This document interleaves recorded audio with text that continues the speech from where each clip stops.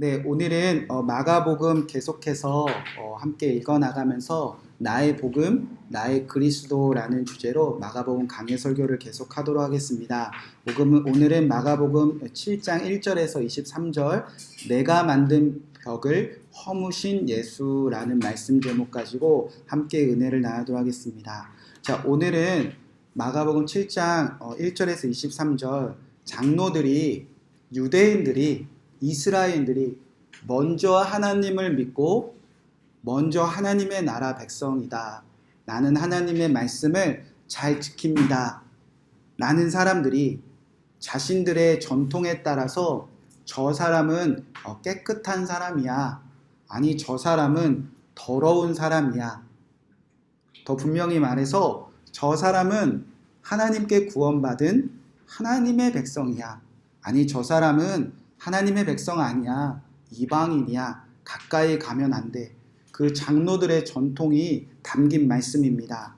자, 중요한 것은 이 장로들의 음식 전통이 지금 마가복음서에 어느 자리에 위치했는지 위치를 깨닫고 우리가 흐름을 보지 않으면 정말 이 장로들의 전통을 통해서 예수님의 제자라고 말하는 저와 여러분에게 주님이 정말 하고 싶은 말씀을 다 이해할 수가 없습니다. 자, 이 장로들의 이 7장의 이 음식의 전통은 바로 6장의 오병이어의 그 기적과 그리고 8장에 펼쳐지는 칠병이어의 그 전통의 그 기적의 중심에 자리 잡고 있습니다.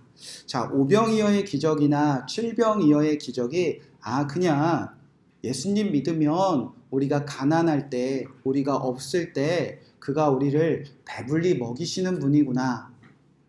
예수님은 정말 작은 투자로 정말 큰 수익을 주시는 정말 기적을 베푸시는 분이구나. 부자 될 수 있겠구나. 그 정도의 말씀하고자 이 오병이어와 칠병이어를 말씀하셨다면 이 7장이 중심에 자리 잡을 수 없다는 겁니다. 자, 이 오병이어와 칠병이어 그리고 중심에 자리 잡은 이 장로들의 전통은 이제 이 땅에 오신 예수 그리스도가 이 로마라는 땅에서 캐리스도 하나님의 나라를 전파하셨는데 그 하나님의 나라를 정확하게 어떤 과정과 어떤 벽을 허무셔서 이루어 가시는지 그 중심 내용이 담겨져 있습니다. 저와 여러분이 하나님의 나라를 꿈꾼다면 여러분의 가정에 하나님의 나라가 되기를 원한다면 그리고 여러분이 사랑하고 애쓰며 평생을 마음 다해 섬긴 헌신한 그 교회가 정말 하나님의 나라가 되기를 꿈꾼다면 예수님이 어떻게 하나님의 나라를 제자들을 통해서 이루어 가시는지 오늘 이 말씀이 여러분의 마음속에 새겨지는 귀한 주일이 되시기를 주님의 이름으로 간절히 축복의 말씀을 드립니다. 제가 이 마가복음서를 이 구절을 한 달 전에 나누었는데요. 잠시 그거를 되새겨 보고 다시 7장을 살펴보도록 하겠습니다. 자, 오늘 이 7장의 이 마가복음 전통이 제가 그림을 잠깐 그려보면 마이크 켜졌나요?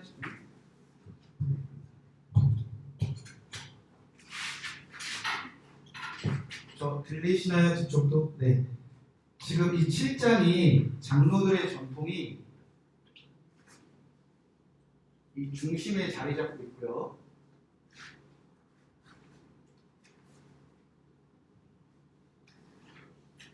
그리고 6장에 뭐가 있다고 제가 말씀드렸죠?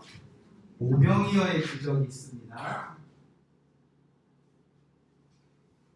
자, 그리고 8장에는 칠병이어의 기적이 있습니다. 자, 중요한 것은요. 자, 6장은 첫 번째로 누구에게 베푸신 잔치인가? 자, 6장은 유대인들에게, 그러니까 먼저 구원받은 사람에게 나 유대인 아니야 이렇게 생각하지 마시고 여러분 주변에 아직 구원받지 않은 사람 많이 있잖아요. 그러니까 우리가 지금 여기에 속해 있다 이렇게 생각하시면 들으면 좋습니다. 오병이어는 분명하게 이스라엘의 지역에서 유대인들을 향해 베푼 기적입니다. 자, 예수님께서 왜 오병이어의 기적을 베푸셨을까? 자, 왜라는 질문을 던져보는데요. 자, 우리는 많이 그동안 왜곡했습니다. 아, 예수님 믿으면 배부를 수 있구나. 예수님 믿으면 잘 살 수 있구나. 물론 그게 틀린 건 아닙니다. 여러분이 예수님 믿고 부자가 되기 원하고 예수님 믿고 가난을 이기고 그리고 많은 사람을 베푸는 것, 그 꿈을 예수님 안에서 이루기를 저도 간절히 기도하고 축복을 드립니다. 그러나 이 오병이어를 통해서는 예수님 부자라는 얘기를 전혀 한 번도 하신 적이 없습니다. 예수님이 왜 유대인들에게 오병이어의 기적을 베푸셨나? 우리 성경에서 말씀을 성경적으로 한번 찾아보도록 하겠습니다. 그 말씀이 어디에 있냐면, 자, 그 말씀이 6장 34절에 담겨져 있습니다. 성경책 마가복음 6장 34절 한번 찾아보시기 바랍니다.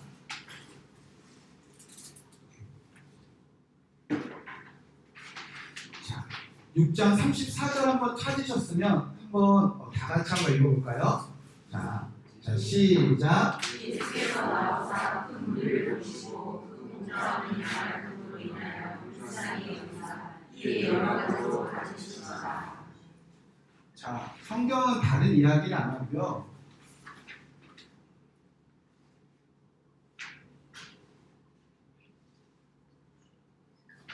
오병이어가 기적이 일어난 사건의 이유는 자, 목자 없는 양, 유대인들이 목자 없는 양 같았다는 겁니다. 그들을 어떻게 했다?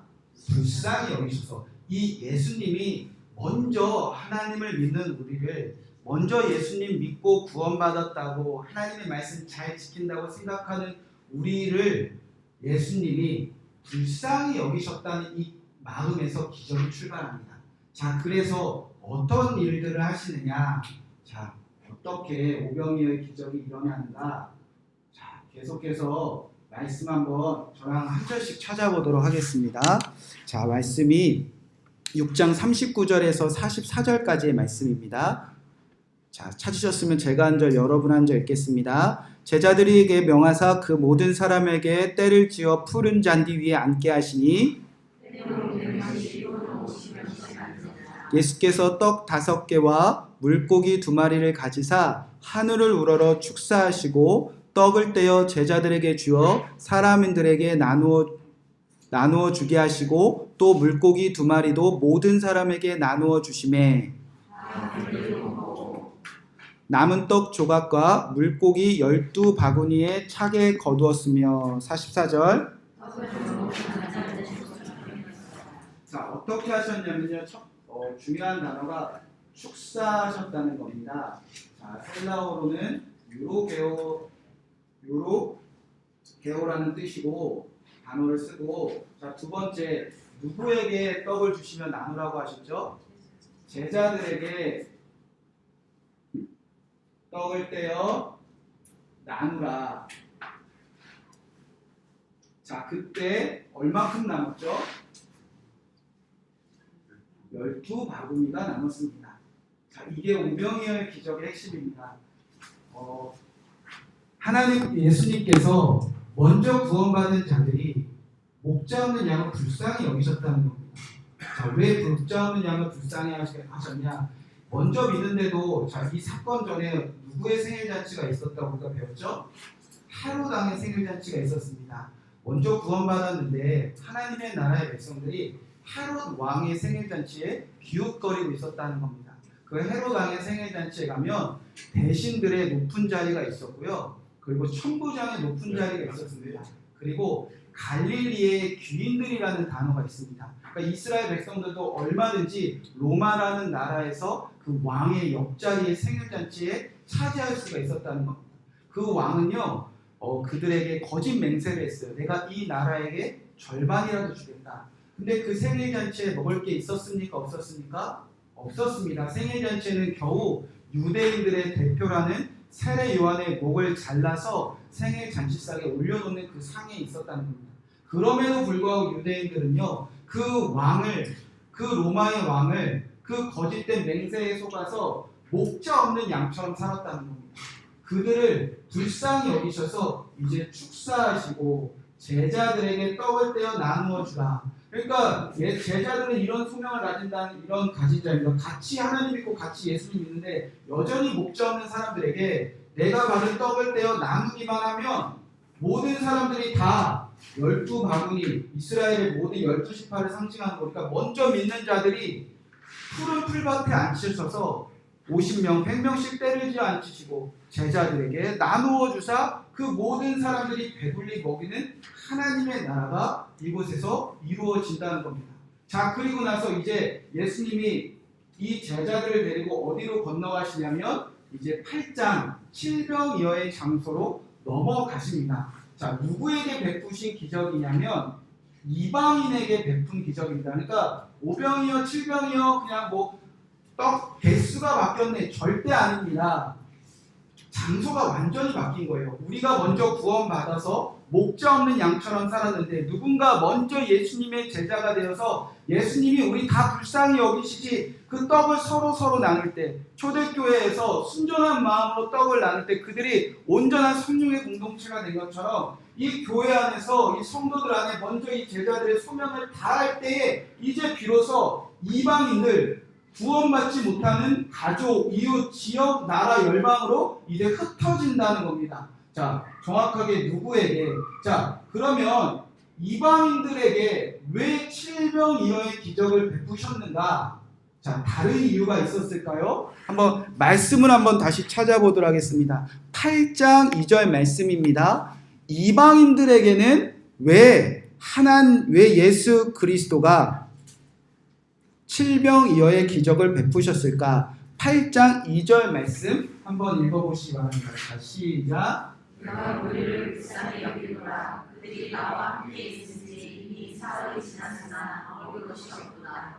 자, 똑같습니다. 불쌍히 여기 이 단어만 빠졌을 뿐이지 하나님을 믿는 백성도 왕을 버리고 목자 없는 양처럼 살았는데 이방인들은 말할 필요도 없겠죠. 똑같이 목자 없는 양을 불쌍히 여기셔서 이 오병이어의 기적을 누린 이 제자들을 이쪽으로 옮기셨다는 겁니다. 자, 그리고 그때 어떤 일이 일어났을까? 다시 한번 말씀을 한번 정리해 보도록 하겠습니다. 8장 6절에서 10절 말씀.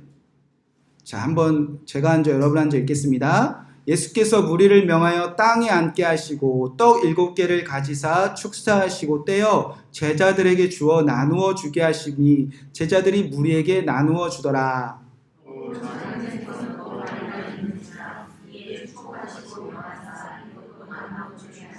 배불리 먹고 남은 조각 7강주리를 거두었으며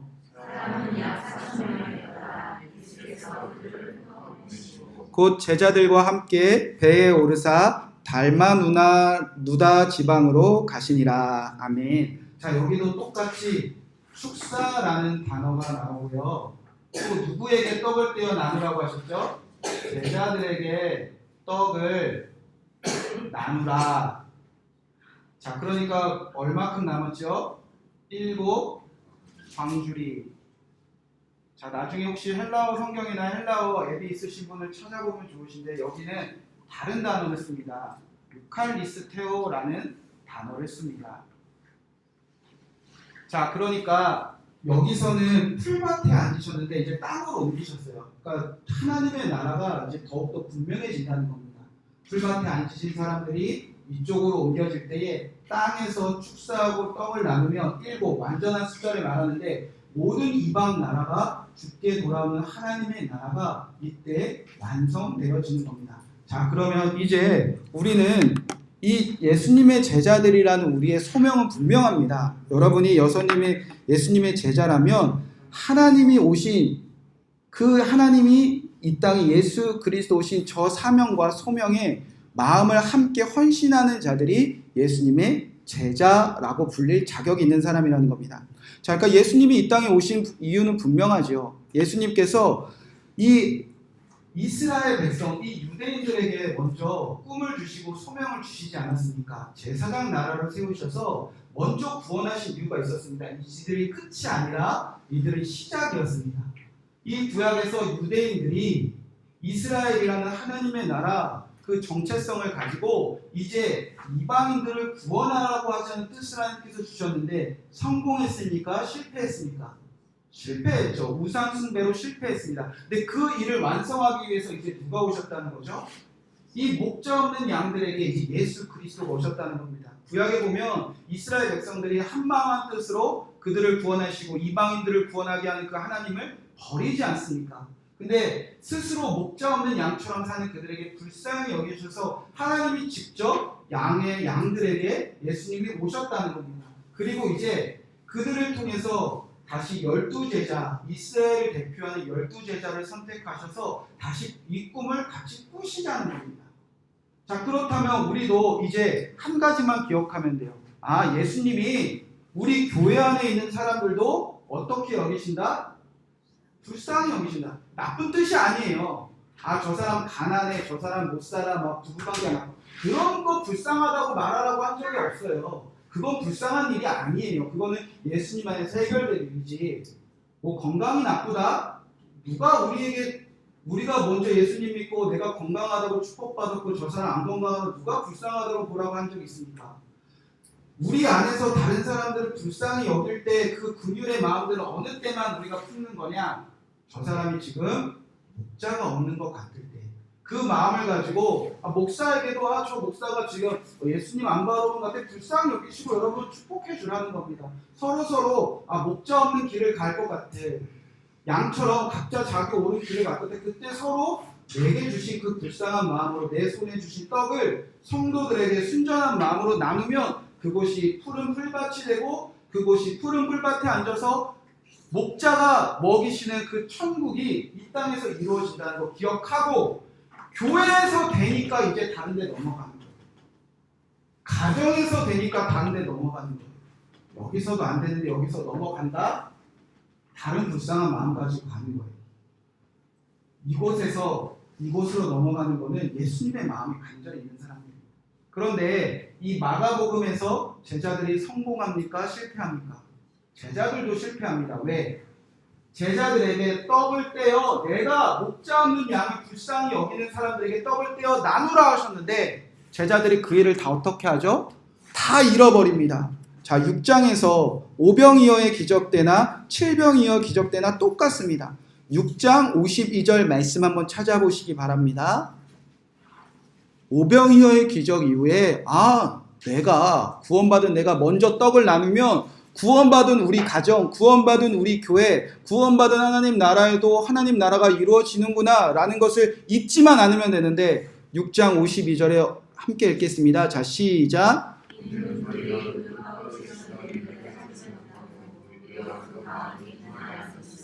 자, 오병이어 기적이 끝난 후에 하나님께서 저 바다를 건너가자. 근데 그날 바람 하나가 불었습니다. 근데 그 바람 하나가 마음을 거슬렸다고 표현되어 있어요. 그냥 귀찮게 여겨졌다는 겁니다. 힘겹게 여겨졌습니다. 아니, 오병이어 기적 누리면 되지. 어딜 또 건너가서 뭘 또 나눠. 그 일을 귀찮게 여겼다는 겁니다. 그래서 어떻게 됐다는 거죠? 그들이 예수님을 바라보면서 귀신이다 소리치는 사건이 있습니다. 자, 그런데 예수님이 그들에게 왜 그들이 그렇게 바다를 건너가 떡을 떼는 일을 귀찮게 여겼는가 한 가지를 말씀하셨다는 거죠. 그 떡을 떼시던 일을 잊어버렸다. 내가 불쌍히 여기는 사람들을 위하여 제자들에게 떡을 주고 그 떡을 나누라는 일을 잃어버렸다는 겁니다. 유대인들을 향한 기적에서도 잊어버렸습니다. 7병이어 기적 때는 어땠을까? 자, 7병이어 기적 이후에는 드디어 기억했을까? 8장 14절 21절의 말씀에 자, 이런 말씀이 있습니다. 제가 읽어드리도록 하겠습니다. 8장 14절부터 21절 말씀. 제자들이 떡 가져오기를 잊었음에 배에 떡 한 개밖에 그들에게 없더라. 예수께서 경고하여 이르시되 삼가 바리새인들의 누룩과 헤롯의 누이를 주의하라 하시니 제자들이 서로 수군거리기를 이는 우리에게 떡이 없음이로다 하거늘 예수께서 아시고 이르시되 너희가 어찌 떡이 없음으로 수군거리느냐 아직도 알지 못하며 깨닫지 못하느냐 너희 마음이 둔하냐 너희가 눈이 있어도 보지 못하며 귀가 있어도 듣지 못하느냐 또 기억하지 못하느냐 내가 떡 5개로 5,000명에게 떼어줄 때에 조각 몇 바구니를 거두었더냐 이르되 12리이라 또 7개로 4,000명을 떼어줄 때에 조각 몇 강주리를 거두었더냐 이르되 일곱이니이다. 이르시되 아직도 깨닫지 못하느냐 하시느냐. 다 잊어버렸다는 겁니다. 여러분, 지금 제자들에게 떡이 있었습니까? 없었습니까? 있었어요. 근데 몇 개밖에 없다는 거죠? 한 개밖에 없어요. 그러니까 나누어 주고 싶은 마음이 없다는 겁니다. 그러니까 지금 이 사람들은 내가 제일 불쌍해요라는 그 마음에 여전히 빠져 있다는 거예요. 우리 먹을 것도 없는데 누구를 나눠줘요? 오병이어의 기적 이후에 7병 이후의 기적에도 여전히 제자들은 다 잊어먹었다는 겁니다. 그러니까 예수님이 이제 그들이 수군거리는 거 보고 화가 나셨어요. 그래서 예수님이 경고했다, 분노하셨다는 겁니다. 아, 우리 하나밖에 없는데 누굴 나눠줘요? 그 수군거림을 듣고 화를 내시며 하신 말씀이, 야, 떡 5개로 5,000명을 떼어줄 때 몇 바구니 남았느냐? 12바구니입니다. 이스라엘 다 먹이지 않았느냐? 떡 7개를 가지고 4,000명에게 떼어줄 때에 내가 너에게 떡을 주고 너희가 떡을 나눠줄 때 몇 광주리가 남았느냐? 7광주리야. 야, 그래, 이방인들 다 먹이지 않았느냐? 그것을 아직도 깨닫지 못하느냐? 그러니까 제자들이 여기서도 목자 없는 양을 불쌍히 여기서 내게 떡을 주시고 떡만 나누면 구원받은 사람들 다 하나님 나라 누릴 수 있는 거 다 까먹고, 이 여기로 옮기셔서 이방인들에게도 불쌍히 여기셔서 유칼리스티하고 떡 나누면 모든 열방의 모든 전 세계 민족들이 다 배불리 먹을 수 있는 그 땅 하나님의 나라가 이루어진다는 다 잊어버리고 나는 뭐 하나밖에 없습니다. 떡 하나밖에 없습니다. 여러분, 질문, 제자들은 왜 그렇게 되었을까요? 제자들은 왜 여전히 그 깨닫지 못한 일들을, 왜 떡을 떼면 다 배불리 먹는다는 그 소명과 그 놀라운 기적들을 왜 다 잊어먹었을까요? 그 역할을 하는 것이 이 7장의 전도들이에요. 제자들이 유대인이었습니까? 이방인이었습니까? 제자들은 여전히 여기 갇혀 있었다는 거예요. 자, 그래서 이 말씀을 이해하기 위해서는 이 두 가지가 필요하다는 겁니다. 자, 제자들은 유대인들이었다는 그 핸디캡이 있었어요. 자, 왜 여기에 갇혀 있었는가? 자, 이제 이 7장에 말씀이 가운데 껴있는 이유를 우리가 한번 살펴보도록 하겠습니다. 자, 7장 1절에서 4절 말씀 보면 이런 말씀이 있습니다. 바리새인들과 또 서기관 중에 몇이 예루살렘께 와서 예수께 모여들었다가 그의 제자들 중 몇 사람이 부정한 손, 곧 씻지 아니한 손으로 떡 먹는 것을 보았더라. 그냥 계속 떡으로 다 이어지는 얘기들이에요. 괜히 나온 이야기 아닙니다. 바리새인들과 모든 유대인들은 장로들의 전통을 지켜 손을 잘 씻지 않고는 음식을 먹지 아니하며 또 시장에서 돌아와서도 물을 뿌리지 아니하고서는 먹지 아니하며 그 외에도 여러 가지를 지키어 오는 것이 잔과 주발과 녹그릇들과 씻음이더라. 그러니까 제자들도 저 상태에 있었다는 겁니다. 그러니까 그 당시 유대인들은요, 음식을 먹는 정통에 따라 저 사람은 하나님의 나라 백성이니까 가까이 하고 저 사람은 하나님의 나라 백성에 절대 가까이, 그런 전통을 지키고 있었다는 겁니다. 물론 레위기 때 하나님이 주신 말씀입니다. 그런데 이것은 아직 내가 이방인들의 나라에 갔을 때 이들과 구별될 힘도 없고 능력도 없고 여기 갖다 놓으면 이방인들처럼 똑같이 우상 섬기고 똑같이 하나님의 왕을 버리는 그런 백성이 됐기 때문에 이들을 구별시키고 훈련시키기 위한 그 시간 동안 나를 위한 말씀이었는데, 이제 좀 잘 산다고, 좀 살만하다고, 가나안 땅 들어가서 풍성한 열매나 과일을 얻기 시작했다고 이제 그 말씀을 내가 아니라 이 바깥에 이 다른 사람들에게 잣대로 들이대기 시작했다는 겁니다. 자, 그리고 나서 그 잣대를 이제 누구에게 들여야 된다는 거죠? 유대인들을 대표하는 12 제자들에게, 그리고 유대인의 왕으로 오신 누구에게까지? 예수 그리스도에게까지. 자, 그렇게 그들은 자신에게 위한 하나님의 말씀을 이제 나 외에 그 모든 사람들을 향한, 그러니까 이 벽을 엄청 두껍게 계속 확장하고 있는 거예요, 유대인들. 이 아무도 넘어오지 못할 나만을 위한 벽으로 지금 이 안에 갇혀 있다는 거야. 감옥에 갇힌 사람과 똑같은 거예요. 구원받은 사람들끼리도 못해요. 구원받지 못한 사람에게 뭐 한다는데 여기 갇힌 사람이 뭘 남을 불쌍히 여깁니까? 여기 갇혀있는 그 유대인들이 제자들과 예수님을 향하여 이제 자신들의 벽 안으로 가둬놓으려고 한다는 겁니다. 자, 그래서 이제 어떤 일이 일어나죠? 예수님과 제자들을 막 핍박하기 시작합니다. 아, 어떻게 그럴 수 있습니까? 유대인들이 당신도 유대인이고 제자들도 유대인인데 어떻게 그럴 수 있습니까? 핍박하기 시작했다는 겁니다. 정말 큰 문제가 무엇이죠? 이 논쟁이 지금 어디에서 일어나고 있습니까? 이쪽에서 일어나고 있습니까? 이쪽에서 일어나고 있습니까? 이쪽에서 일어나고 있는 거예요. 여러분, 그러니까 사실 문제는 여기 있는 게 아니에요. 예수님 몰라. 예수님의 말씀 몰라. 몰라서 그런 거 괜찮아요. 근데 더 잘 아는 사람들이, 더 교회 오래 다닌 사람들이, 더 열심을 가진 사람들이 벽을 만들고 지금 어디서 싸우는 거에 멈춰 있다는 거죠. 우리끼리, 하나님의 나라 백성이라는 사람들끼리, 하나님의 말씀 잘 지킨다는 사람들끼리 하나님의 말씀 가지고 싸우고, 하나님의 말씀 가지고 정죄하고, 하나님의 말씀 가지고 더럽다고 가까이 안 하고, 하나님의 말씀 가지고 저 사람과 나는 다르니까 싸우는 지금 어디서 일어난다는 거죠? 우리끼리. 여러분, 사실 정말 제자들이 제자답게 못 사는 곳이 어디입니까? 교회예요, 교회. 사실 한 목사님이 설교 중에 이런 말씀을 하십니다. 교회만 보면 불쌍하대요. 그분이 한 설교 중에 이런 예화를 하셨는데, 교회를 건축하시던 중에 인부들끼리 그 건축 현장에서 싸움이 났대요.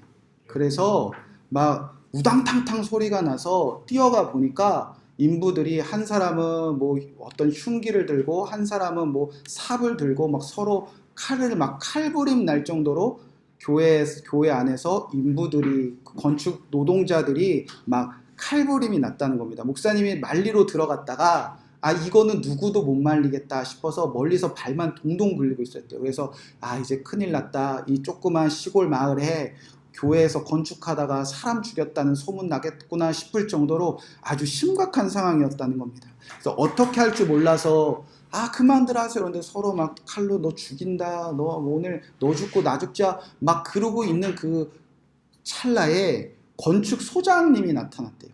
그래서 건축 소장님이 딱 나타나더니 처벅처벅 걸어가더니 그 칼을 들고 있는 그 싸우는 두 인부를 한 명을 뺨을 그냥 세게 팍 후려 갈기시더라고요. 그러더니 또 한 명 삽을 든 그 사람에게 또 가서 뺨을 혼자 탁 후려 갈기시더라고요. 그러더니 소주 한 병을 딱 가지고 큰 사발에 소주를 붓더니 마셔!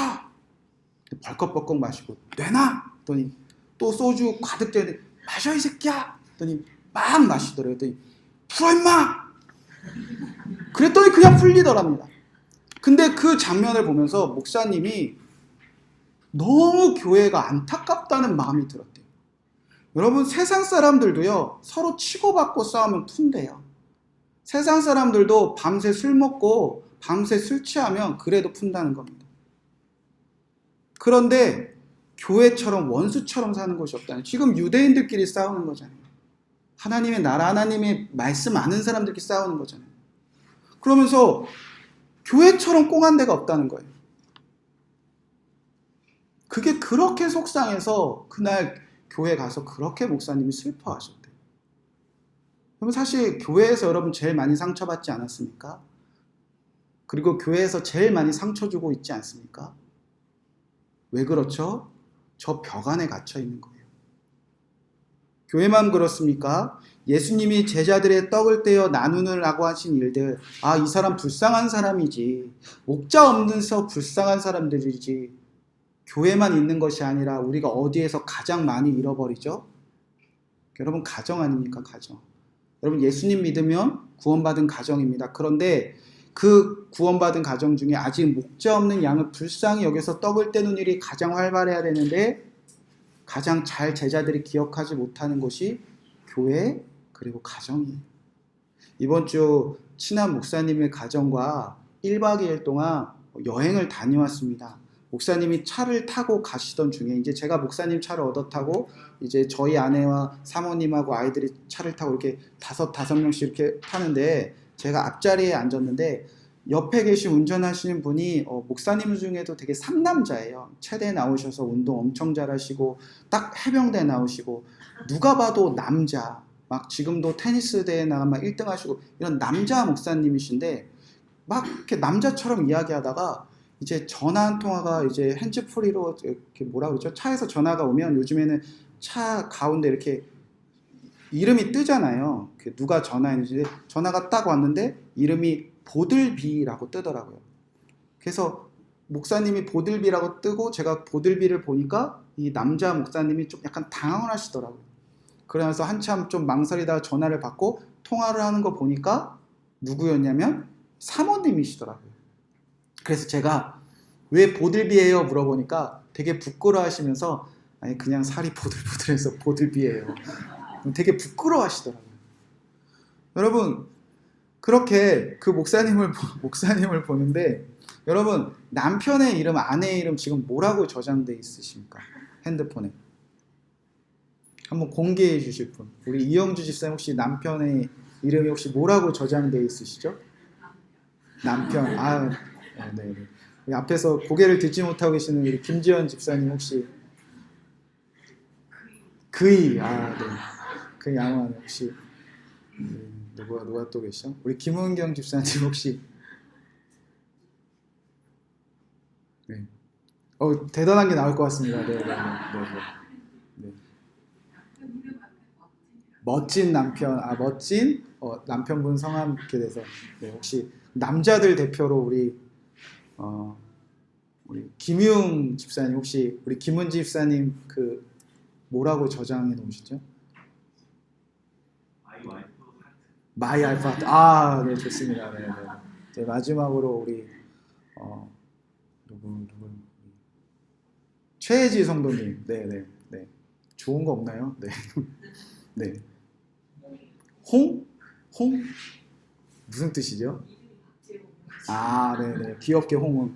자, 이렇게 우리는 이렇게 막 이름을 짓잖아요. 근데, 저는 저의 아내 이름이 뭐라고 저장되어 있냐면, 홍수경, 그 교회 사모. 이렇게 적혀져 있어요.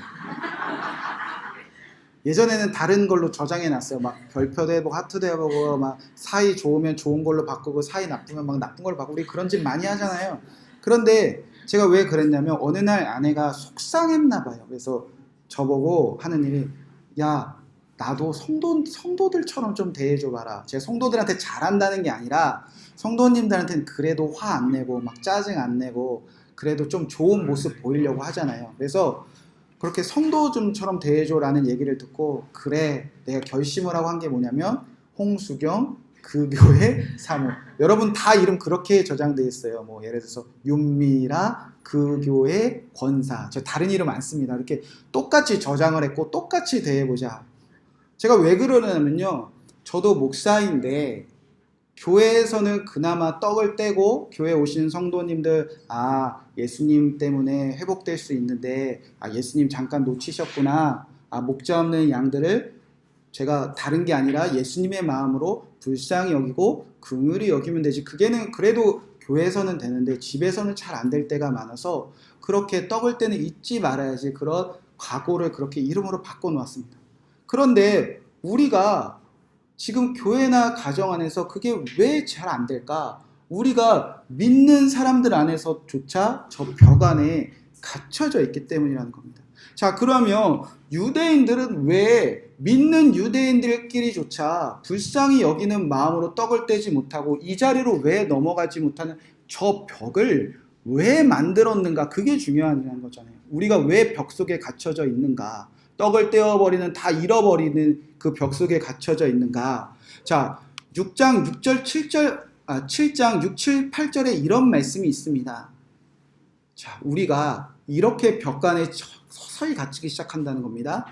제가 읽겠습니다. 이르시되 이사야가 너희 외식하는 자에 대하여 잘 예언하였도다. 기록하였으되 이 백성이 입술로는 나를 공경하되 마음은 내게서 멀도다. 사람의 계명으로 교훈을 삼아 가르치니 나를 헛되이 경배하는도다 하였느니라. 너희가 하나님의 계명은 버리고 사람의 정통을 지키느니라. 외식하기 때문이라는 거예요. 입술로는 하나님을 공경한다고 하면서도 겉으로는 하나님 잘 믿는다고 생각하면서도 겉으로는 하나님의 말씀대로 산다고 생각하면서도 정작 하나님의 말씀은 멀어졌다는 겁니다. 그래도 이들은 착각한다는 거죠. 나는 말씀대로 살고 있다. 근데 이제는 말씀대로 사는 게 아니라 그 말씀을 버리고 그 말씀을 이용해서 사람의 전통, 나를 위한 규칙이나 나를 위한 이제 전통 하나 만들어 놓고 나를 지키기 위한 하나님의 말씀으로 벽을 쌓기 시작했다는 겁니다. 자, 그렇게 외식하는 자가 되어 사는 그 예를 들어서 예수님이 이런 말씀을 하십니다. 10절, 11절, 13절, 14절. 하나님을 믿는 사람들이 고르반하는 이 유대인처럼 산다는 거예요. 고르반이 무엇이냐면 이제 부모를 공경하라는 하나님의 말씀은 있는데 늙은 부모를 봉양하고 부모를 공경하는 일이 쉽지 않은 거예요. 그러면 어떻게 이들이 고민했냐면 다른 하나님의 말씀을 꺼내옵니다. 그 말씀이 뭐냐면 고르반. 고르반은 뭐냐면 만약에 제가 이 핸드폰을 하나님께 고르반했어요. 이게 누구 거죠? 하나님의 거니까 이거는 이제 내가 만질 수도 없고 간섭할 수도 없고 소유할 수도 없고 하나님께 고르반했습니다. 이거 내 거 아니에요. 하나님 겁니다. 이제 이거 상관없는 사람으로 지내는 것이 주님의 뜻이었거든요. 그런데 부모를 공경하라는 말씀대로 살기 어려우니까 다른 말씀을 내 전통으로 세워서 벽으로 세워서 우리 부모님 고르반했습니다. 이제 부모님은 누구 거라는 거죠? 하나님의 거. 그러면서 부모에게 아무것도 안 하는 이런 이상한 전통들을 지키면서 나는 하나님의 말씀 잘 지킨다고 벽을 세웠던 사람들이 누구였냐? 유대인들이었다는 겁니다. 자, 핵심은 뭐냐면 11절에 이렇게 기록되어 있습니다. 너희는 이르되 사람이 아버지에게나 어머니에게 말하기 이르되 내가 드려 유익하게 할 것이. 왜 그렇게 사람들이 하나님의 말씀을 나를 위한 말씀으로 바꿔버렸다는 거죠? 누가 유익하기 위하여? 내가 유익하기 위하여. 그러니까 핵심은 나를 유익하기 위하여 내 유익 때문에 하나님의 말씀을 내 전통으로 바꾸고 그리고 하나님의 말씀을 폐하기까지 했다는 겁니다. 여러분, 나의 유익을 위하여 하나님, 예수님 믿는 게 다 잘못됐다는 것이 아닙니다. 우리 다 그런 마음으로 모였잖아요. 가정을 위하여, 내 가정을 위하여, 내 자녀를 위하여, 내 사업을 위하여, 내 건강을 위하여. 그게 잘못됐다는 것은 아닙니다. 그렇게 신앙이 시작되고 그렇게 하나님의 말씀을 지키다 보면 하나님의 나라가 이루어지고 그 불쌍히 여기는 마음이 가득했을 때 다 회복이 이루어지는데 이제 나를 위한 유익이 얼만큼 우리가 악해지기 시작하느냐? 하나님의 말씀을 다 나를 위한 벽으로 다 바꿔버리고 패해버리고 하나님의 말씀을 이용해버리고 나의 유익을 위해서라면 그렇게 벽으로 바꾸고 여러분, 이단들은 전도에 상당히 열심입니다. 얼마나 열심히 합니까? 근데 참 이기적인 열심이죠. 이단이 왜 이리 전도 선교 열심히 합니까? 한 이단은 14만 4천이라는 숫자가 깨어지면 이 땅에 하나님의 나라가 이루어진다고 믿습니다. 그래서 그들은 열심히 합니다. 왜? 내가 살아있을 때 이 14만 4천의 숫자가 이루어져야 내가 영광을 누리니까. 그러니까 나를 위해서 하나님의 말씀을 이용한 사람들이죠. 그리고 이단들은 기존의 교회들을 비판하고 저곳에는 구원이 없다고 말합니다. 왜 그러죠? 교회의 모든 성도들이 구원받은 성도인 것을 그들이 인정한다면 14만 4천의 숫자가 이미 훨씬 넘어버렸으니까. 그래서 저기에는 구원이 없다고 말해야 이곳에 모인 우리들이 열심히 벽을 만들고 열심히 우리의 유익을 위해서 열심히 전도하고 열심히 살아서 내가 원하는 것 하나님의 말씀 다 이용해서 다 누릴 수 있으니까.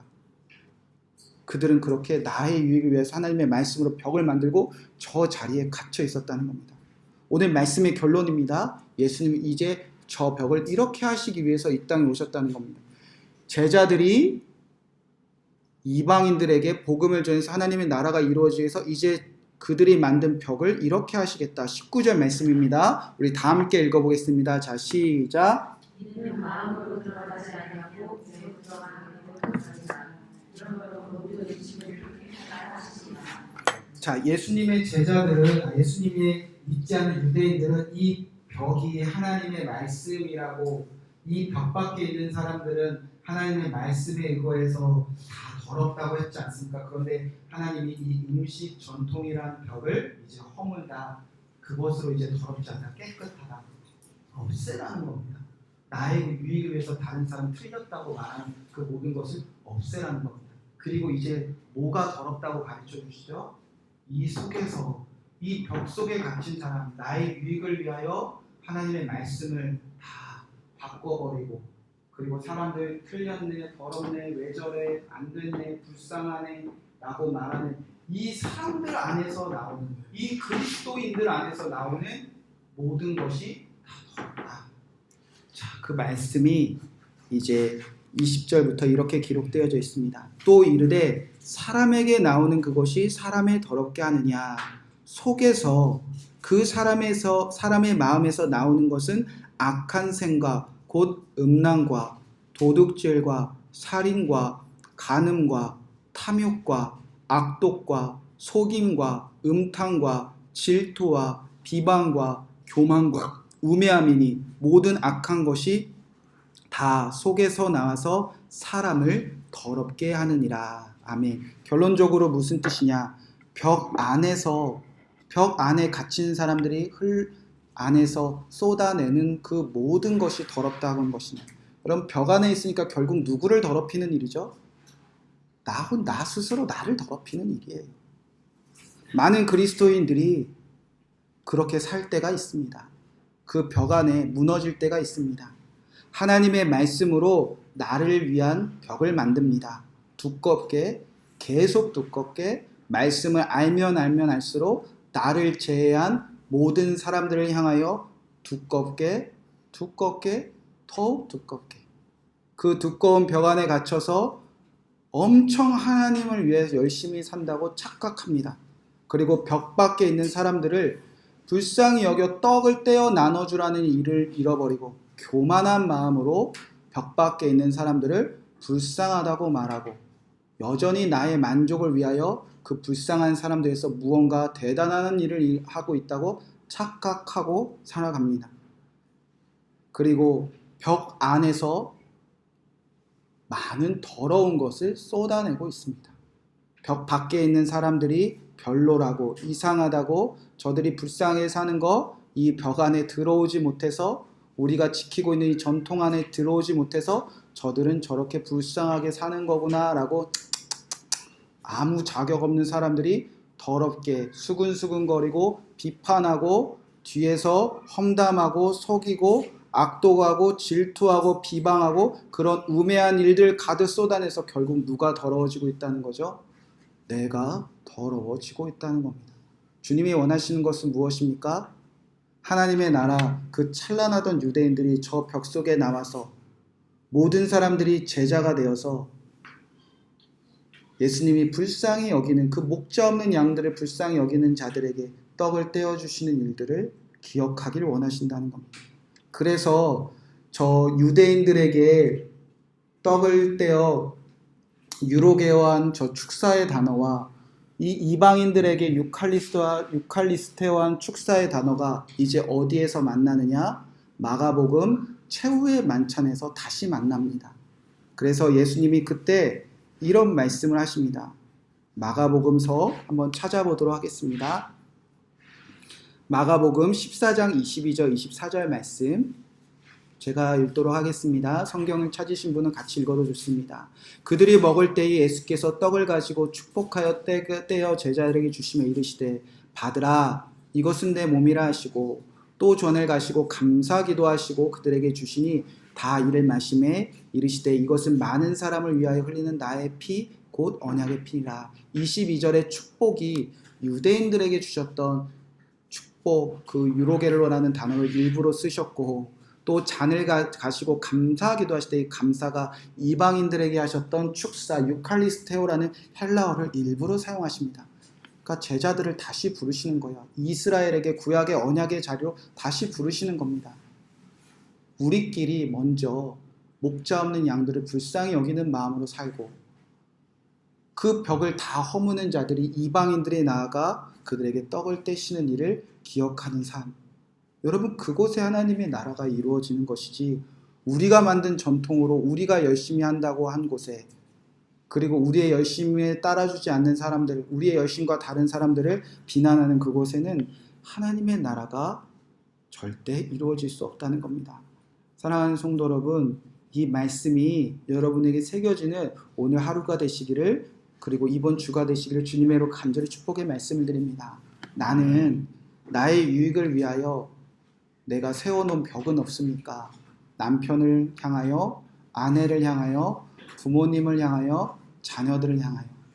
나는 나의 그 유익을 위하여 하나님의 말씀을 이용하여 교회 성도들 안에 또 세우는 벽은 없습니까? 우리 안에서 이 벽을 허물지 않으면 우리는 이방인들에게 떡을 떼어 그들을 살리는 자리로 절대 나아갈 수 없습니다.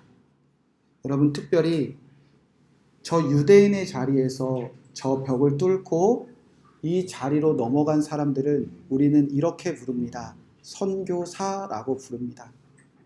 제자들에겐 선교사의 사명이 주어져 있습니다.